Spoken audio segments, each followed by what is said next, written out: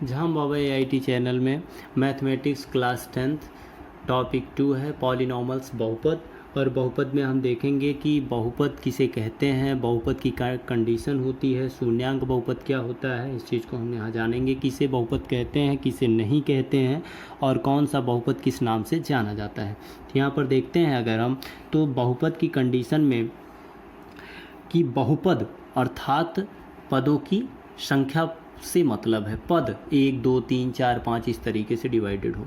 लेकिन यहाँ पर हम ध्यान देंगे कि अगर जैसे बाई एग्ज़ाम्पल है 4x + 2 है, तो यहाँ पर ध्यान देंगे। ऐसे ही दूसरा अगर ले लेते हैं 3y + 5 है, तो इस प्रकार का अगर दिया गया है तो इसमें 2 3 2 5 ये इस कंडीशन से नहीं, हमें यहाँ पर दो चीज़ें दिखाई दे रही हैं, एक 5 है और एक 3y और 4x + 2 करके है। तो इस पद से हमें कोई मतलब नहीं होता है, हमें मोस्टली इस पद को देखना होता है और इसकी घात को देखना है। तो यहाँ पर घात हमेशा एक छिपी हुई होती है।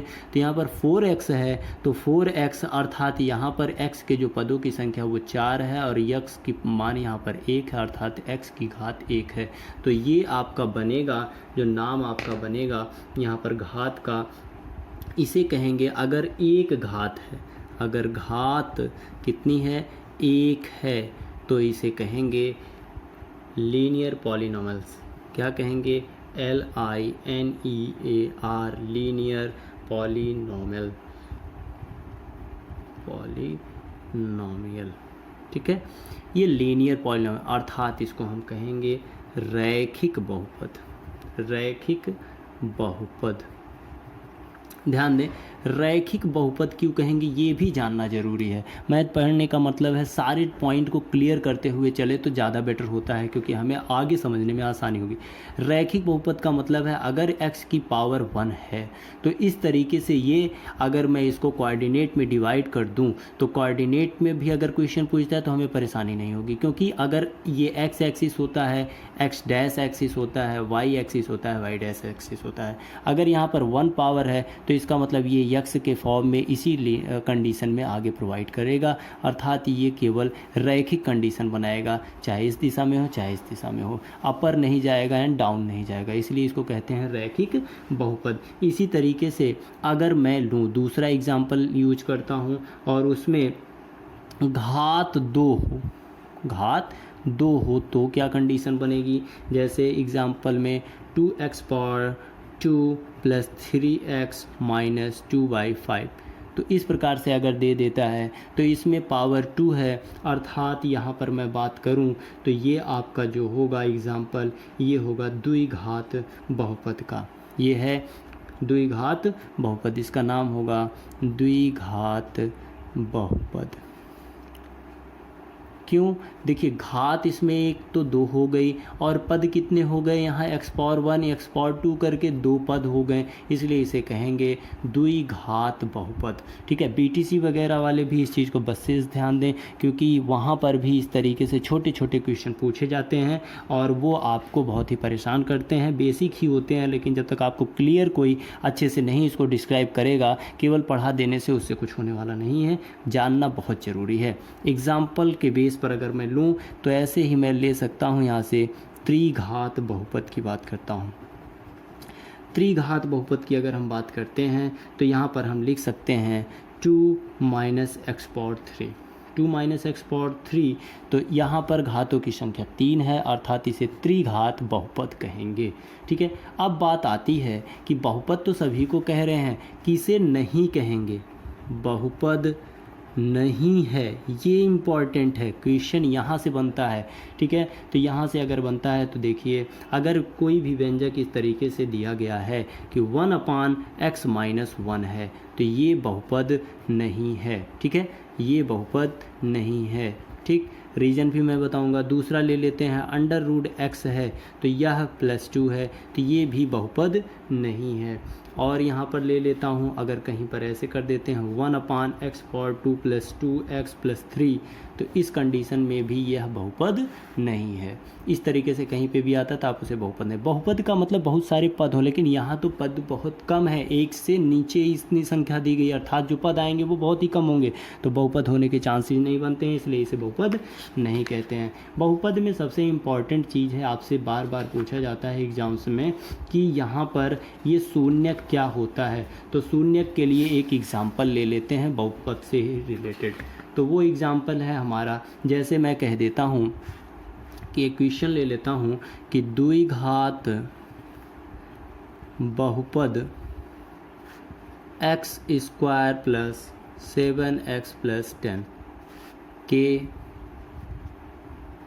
शून्यक ज्ञात कीजिए।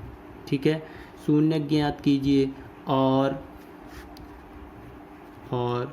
शून्यकों तथा गुणांकों के बीच संबंध की सत्यता की जांच कीजिए। ठीक है, इस तरीके से अगर ले लेते हैं तो यहाँ पर हम देखते हैं कि ये जो हमारा इक्वेशन दिया गया है, ये इसको अगर हम सॉल्व करते हैं, ठीक है, सॉल्व करते हैं तो क्या हो जाएगा, पहले तो हमें इसके शून्यक को निकालना पड़ेगा। तो शून्यक के लिए एक्स स्क्वायर प्लस यहाँ पर 7x है प्लस कितना है 10 है, तो यहाँ से 10 1 जा 10 हो जाएगा, 1 से मल्टीप्लाई कर लेते हैं 10 होगा, 10 का यहाँ से जो है एलसीएम बनाएंगे तो 5 2 जा 10 होता है, 2 और 5 आ गया। 2 और 5 को इस तरीके से यहाँ पर ऐड या सब्सट्रैक्ट करते हैं कि 7 आ जाए, तो 5 + 2 करेंगे तो ही हमारा 7 आएगा, अर्थात यहाँ पर इस तरीके से लिखते हैं। यहाँ पर चिन्ह का विशेष ध्यान दिया, अगर पॉजिटिव आए तो पॉजिटिव ही रखते हैं, तो plus 5x plus 2x plus यहाँ पर हो जाएगा 10। यहाँ से x कॉमन कर लेंगे इन दोनों में, तो यहाँ पर हो जाएगा x प्लस 5, यहाँ प्लस 2 कॉमन कर लेंगे, x प्लस 5, तो यहाँ से x plus 5 in one bracket and x plus 2 is the other bracket. Now the शून्यक कंडीशन अगर यहाँ से फाइंड आउट करें तो वो होगा, हमारा जो शून्यक होगा वो होगा, यहाँ से निकल के आएगा x is equal to -5 and x is equal to -2। अब जैसा कि हम लोग और फार्मूला जानते हैं कि शून्यकों का योग, शून्यकों का योग ये होता है, शून्यकों का योग जो होता है उसको डिनोट किया जाता है alpha plus beta is equal to, alpha plus beta is equal to -b/a होता है।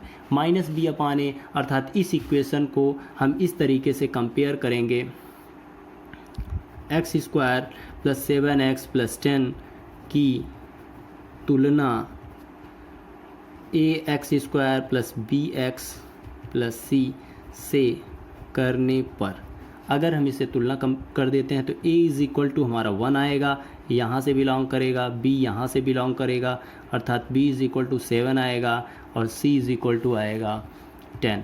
तो अगर ये वैल्यू मैं यहाँ पर पुट कर देता हूँ alpha plus beta is equal to, तो यहाँ पर कितना आएगा आप देख सकते हैं, यहाँ पर आएगा माइनस b की वैल्यू कितनी आई है 7 आई है, तो -b अर्थात यहाँ पर हम देखेंगे तो -7/a की वैल्यू आई है 1, तो यहाँ से हो जाएगा a की वैल्यू 1 अर्थात -7 है। अब देखते हैं अल्फ़ा प्लस बीटा, यहाँ से देखें तो ये जो अल्फ़ा है इसकी वैल्यू कितनी है -5 है, बीटा की वैल्यू कितनी है -2 है, तो यहाँ से हो जाएगा -5 - 2 इज़ इक्वल टू -7 अर्थात LHS is equal to RHS। तो ये हमारा जो क्वेश्चन था, इस क्वेश्चन को मैंने इसलिए लिया क्योंकि एक ही क्वेश्चन से आपको सारी प्रॉब्लम्स और सारे सॉल्यूशन क्लियर हो जाएंगे। तो यहाँ पर मैंने गुणांकों के बीच संबंध भी देख लिया और उसकी सत्यता की जांच भी कर ली। आई होप आपको वीडियो पसंद आया होगा। अगर वीडियो पसंद आया है तो आप ऐसे ही वीडियो प्राप्त करने के लिए जहां बाबा AIT चैनल को सब्सक्राइब करें, मस्ट सब्सक्राइब करें, और जिससे आपको अच्छी से अच्छी वीडियो आगे प्रोवाइड होती रहे। Thank you very much for